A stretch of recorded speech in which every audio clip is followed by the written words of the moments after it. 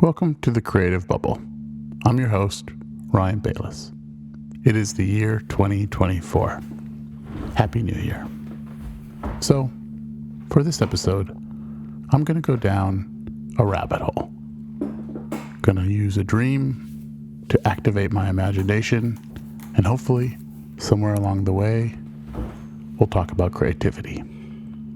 Here we go. Thank you for listening. Okay, so I had this dream. I'm in a theater, but like a cinema, but it feels sort of like a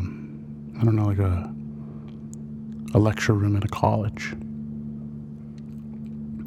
And I sit down, it feels sort of steep, and I'm looking down at sort of the lecture area.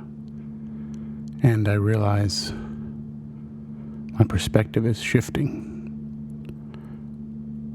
And one of my movies is playing, and it's a film festival. And we're all there to watch this film of mine. And someone's passing out drills, like sample drills. Someone slightly above me is trying it out, taking their drill and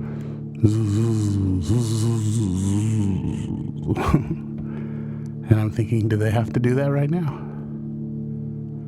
People are kind of talking, and my movie is playing on the screen, and it's a scene between two people, and it's kind of blue and dark, and they're having some sort of serious conversation, and I just think, if people could pay attention to what's going on, then nuance the small, quiet drama, then maybe they could get something out of this moment. We could all maybe get something out of this moment, and I can't help but feel like I'm like being turned, and the room is sort of shifting, and now the screen is up on these curtains, these sort of like not very wide curtains, and they cover up a large window, and there's light coming through, sunlight. It's daytime, and the scene sort of feels like it's paused on the screen, and I'm in like a glass box, or maybe it's plastic, but it's clear, and now I'm sort of lower, I'm closer to the ground, and the drill's still going zzz, zzz. Everyone's talking. No one's listening. I think just please look at the screen. I'm trying to say something. I've got something I want to say. And a woman notices that the curtains are sort of blowing in the wind, or there's a fan or something, and the screen's a little bit ripply, wobbly. So she's trying to tape them down, and I see her with her red tape. It's like electric tape. She's down there, she's trying to tape the curtains down. So I go to help, and she's like, neat and tidy, neat and tidy. And so I'm trying to reorganize the way I'm taping so that it's neat and tidy.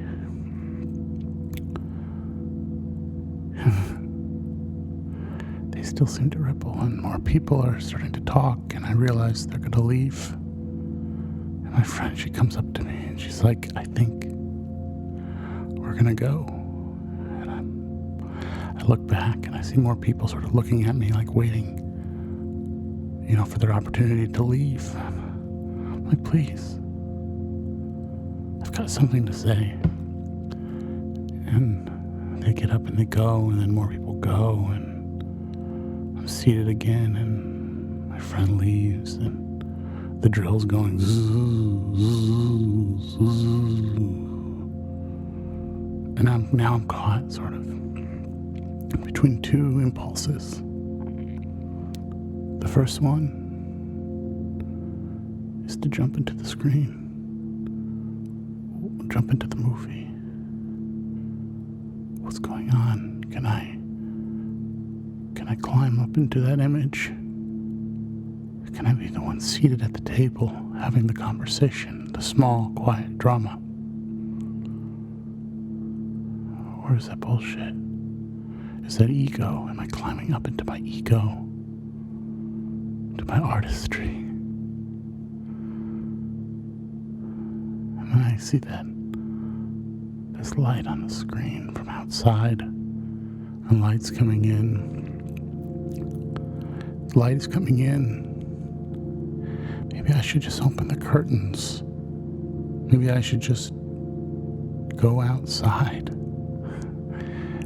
break through the window and just go out into the world. And that feels like bullshit. No, the movie is on the screen. Zzz, the drill's going. He won't stop. He's always antagonizing me. This shadowy trickster character just forcing me to confront him. All my anger, all my frustrations, all those impatient little moments. Look at me. He wants me to look at him, to see him, to acknowledge him, to build a bridge, climb up into these seats. I'm sitting tall now on a very large seat in the middle of the lecture room. The room is emptied. The film has stopped. I'm looking around, climbing back inside myself. I didn't go either way. I didn't go into the movie. I didn't go outside. I'm still here. I'm still me. I'm grounded to this room, to this cinema, to this lecture. And then I wake up. I'm up.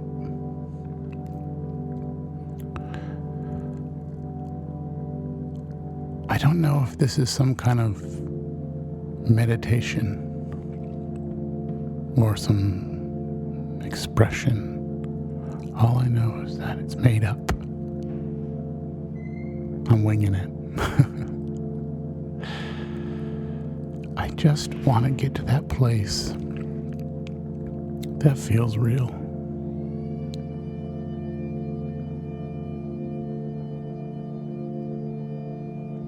I hear a drill.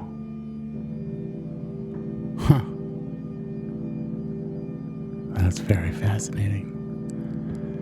I didn't plan that. That's not added into this. That's just happening in the room I'm recording. I think that's what Carl Jung calls synchronicity. There's always going to be a drill.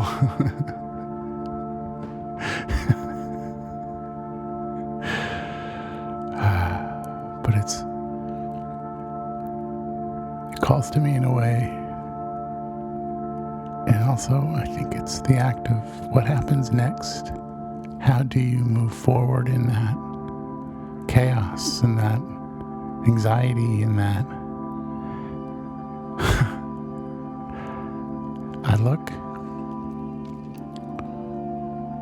at the stuff, this dream is sort of like, well, yeah, sure, the fear of everybody walking out. I've got something to say, and everybody has to walk out. But I also think it's my unconscious mind becoming somewhat conscious. It's playing for me these symbols and these signs and these things to look for. And I think about the fabric of the curtains, and I think about the color on the screen and the way the daylight feels. And there's just so much more in that beyond my basic anxiety, beyond the drill, beyond the fear of everyone leaving. There's a room with texture. And it's visceral, and it's tactile, and I can feel it. And it's that, I think that act, that creative act of going deeper into your images, deeper into the visuals, into the dreams, to feel them, to confront them. I think that is the place where the good stuff is waiting. You know, I should climb into that screen. Who's there, you know? It's this dark blue room. I mean, that image to me, it's like it's me sitting at a long table. And now I'm alone. The room is blue. Light is faded. It's winter light. It's an image framed as a profile, and I'm lonely. I feel lonely, and I feel like that pursuit, this pursuit, it is lonely. To climb inside yourself, there's a whole world there. I'm gonna get up from that table and I'm gonna walk. I'm walking down a long hallway now. It's always a long hallway, and there's blood on the floor. Some sort of spilled blood. There's a light. I can see it reflecting off the blood. Somehow in my dreams, I always have this sense of like a crime has been committed. And I just wander down the hall, different hallways. I'm going towards the room with the light. There's a door slightly ajar. Go and I creak it open. It's a dressing room. There I am again, just sitting there. My hair is wild. It's almost like playing an old man in a middle school play. It's spiked up and colored white with makeup, cheap makeup. I can smell the cheap makeup. And my eyes have sort of blue makeup on them and a red, almost like an accidental clown face. And I smile. I can see myself perform happiness. He's excited. His ego will be boosted when he enters the stage, and he enters the stage and everyone's wearing suits and they're all smiling. They're just so thrilled he's there. It's me, center stage. All the lights go out. The spotlight now, and I'm younger. And I'm trying to dress like Elvis, and my shirt is off and my hair is scraped to the side and glued with gel, and I'm holding a guitar and I'm doing the nose. Oh, baby, I want to be Elvis somehow, some way. He was loved. It's a connection to love. And that kid goes running. He's going running. He's not on the stage anymore. I'm on my grandfather's deck. And I'm performing for my family, and they're watching, and I worry, are they impatient? Now I'm wearing my cousin's clothes. She's got dresses, and I look down at my legs, and I think my legs look cute. And I'm putting on her makeup, and I'm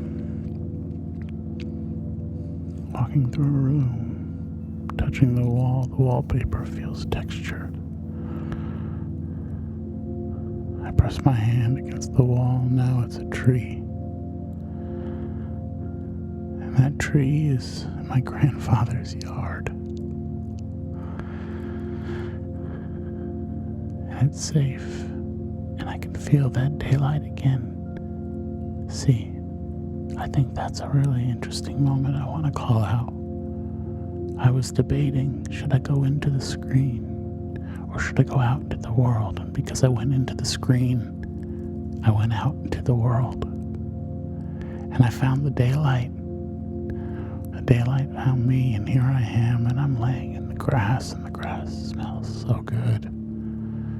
It's summertime. My grandpa's looking for me in his house, and I go into it, and I'm feeling the orange light of his house and the way that it smelled. And my grandmother, who had multiple sclerosis, she's just lying in a room. I hear the machines going, keeping her alive. And I just float through the house. my whole childhood, I'm just floating through this house, one room to the next, every day to the next. This is where it's at. There's a toy box there, in the room my mother grew up in. And I pull it out and I open it and there's puppets.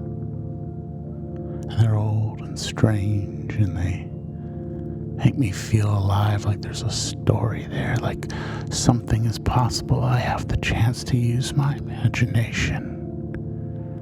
And there's a TV in the room and we watch I Love Lucy.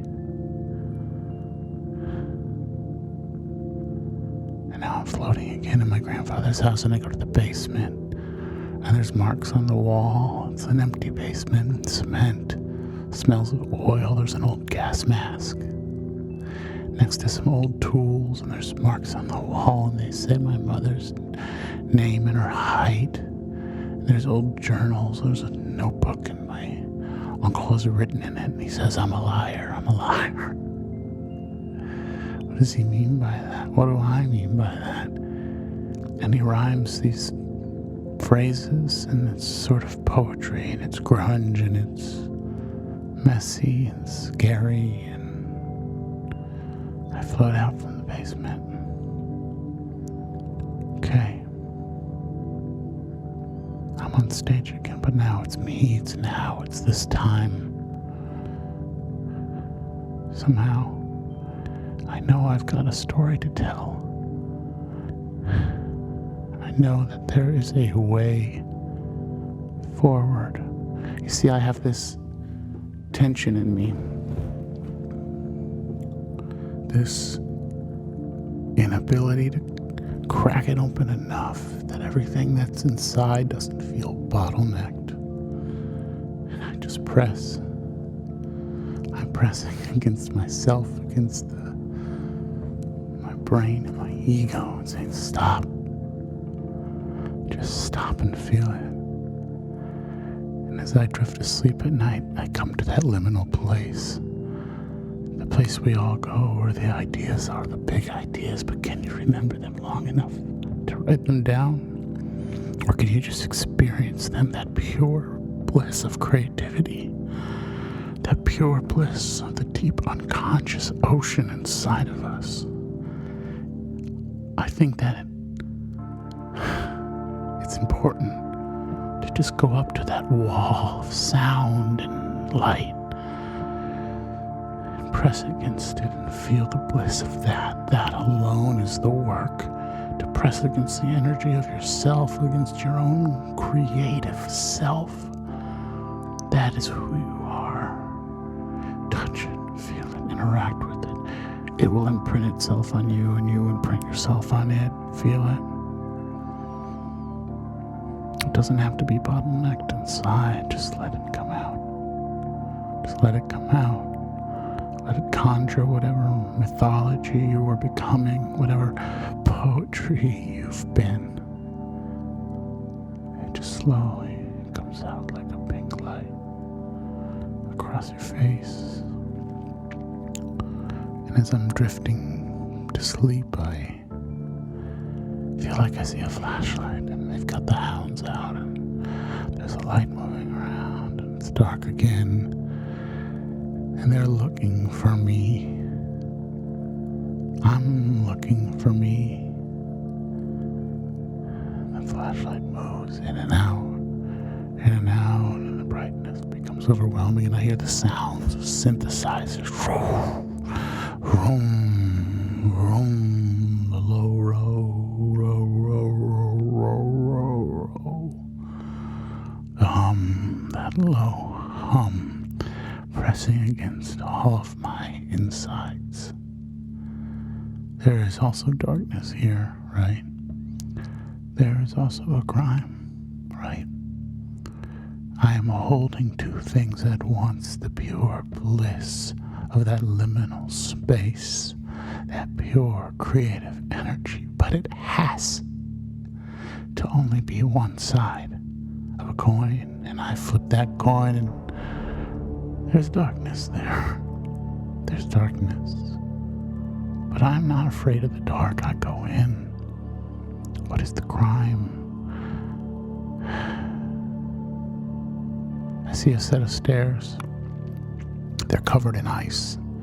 It's an icy tunnel, and I go down into it. It's an icy room, and I try to press. I see the lights coming through ice like I'm underwater, and there's just a wall of ice, and it's misty and foggy and clearing up, and I press my face against it, and I feel the cool air and the texture of the ice. I can almost taste it. I can almost taste it, the ice. The ice. And I press, and it breaks open. And now I'm hiding in the willow tree by my grandfather's house, up against the channel that goes out into the lake where the lovers lived. Oconomowoc in Wisconsin. And I'm floating on the lake, and I somehow always end up in this boathouse, this old wooden boathouse. There's no boat there. It's just the snow hasn't fallen, but the water has frozen, and it's clear, and I look in, and all of my dreams are there. Every possibility. I believe that there is something going on inside of me. There's a story to tell. Can you see it? Would you just look at the screen? Can you see it? There is a story in all of us. I want to connect to that collective unconsciousness. I want to be a participant in our existence and our humanity. But how do I not bottleneck these feelings? How do I open up and feel the pure bliss of creativity? I sometimes worry that I'm doing too much. I sometimes worry that I'm doing too much. And I'm trying to connect with some fucking algorithm, some machine owned by corporate entities. And I don't want to be that person. I want to connect with humanity, the organic internet, the energy of our existence. That's where I want to be. That's where I want to feel the bliss. There is something about the collective unconscious that I think when you make creative work, you find a way to connect with.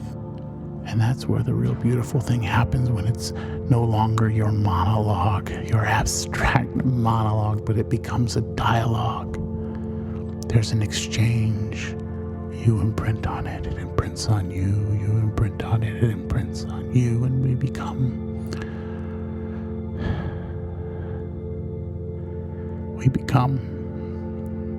And that's enough, right?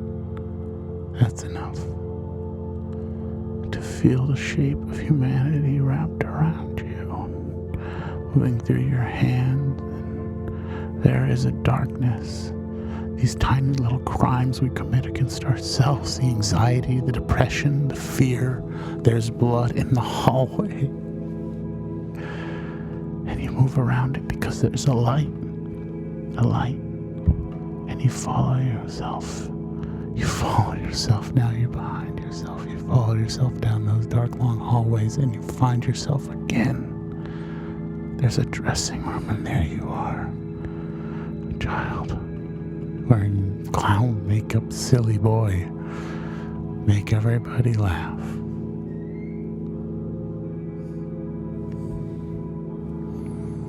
I can't help but feel like the room has other people in it.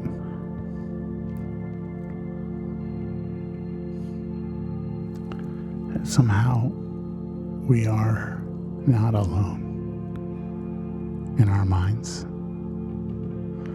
that we bring with us perhaps our ancestors, our experiences, our fears and anxieties manifested into people, the shadow, as Carl Jung says. The shadow and the ego, are they the same? Are they in combat with one another like God and the devil? Sorry, I coughed.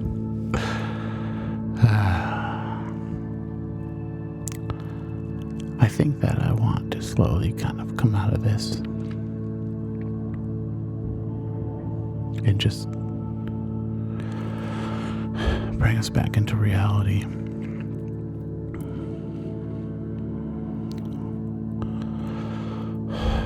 Do that with a breath. It's fun to follow your dreams, to chase them, see where they take you, see where you land. Sometimes I'm on a boat. Sometimes I'm wandering through the bottom of that boat, through all these little metal tunnels. I'm being chased, or I'm chasing, or, there's a mystical sister who wants to show me something that I can never quite get to. It's the pursuit. I think it's the looking at it, the acknowledging of the dream that makes it possible to interact with the message it has. I know this is abstract.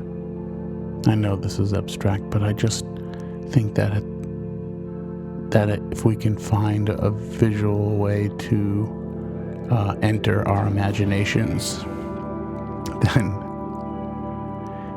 and we don't have to even understand them or know what they mean. We just need to interact with them, and I think that's where the good stuff happens. That's where ultimate creativity starts to really bubble up, and it has to have meaning. It has to have purpose. I want to be I think both an architect, in the sense that I'm building something, designing something, but I also want to interrogate and excavate and be an archaeologist, I guess, of my soul, the me inside of me. I've said this before, and I think this is something worth noting that I think Ram Dass said, but you're not the voice in your head. You're not the voice in your head. You're the one who hears it. I think about that all the time. And this kind of went to a darkness, at some points. And I think that's also really important to acknowledge, because in the mess, in the creativity, in comedy or in horror or in these sort of cinematic genres, these what feel like polar opposites, in all of that, there is that darkness, there is that shadow, there is that other side of the coin. But it's still one coin. It's still the same thing. It's just that these things have multiple sides to them. And somebody's comedy, someone's horror. And I'm extremely interested in the small drama right now. The quiet little moments that are happening. And I think it's really important to go into that visual world of your dreams and your imagination to dig that stuff up. And then to build something from it. And you don't even have to know what you're building. I think that's what's really important, is you don't need to know. You just need to start putting your hands in the soil, your hands in the dirt, and just dig it up, stack it up, build something. Let the water come in. I think of being on a beach and building a sandcastle. You need that water to hit the sand, and just it keeps taking its own shape and its own sort of beautiful design. It's like both happening naturally and also some sort of larger thing, right? The moon is driving. The moon is driving the way that the water is coming in and coming out. And there's something bigger there. You are connected to the universe. The thing that you're building is connected to the universe. And you don't need to know how it works, and you don't need to know what's happening while you're doing it. You just need to be present with it. I think that is the most vital part, and the thing that I'm constantly at tension with, which is to be present in creation. Be present in the creation and let the creation do the work. Let the creation do the work. Be present in it. Be not afraid to build something, to give something, to take something. This is how we become. And becoming is a vital part of the artist's life. To be a filmmaker or a painter or a musician or however your creative path manifests, you just need to be comfortable with becoming. I guess that's how I see it. But I don't know. This is Ryan Bayless, and you've been listening to The Creative Bubble. Thank you.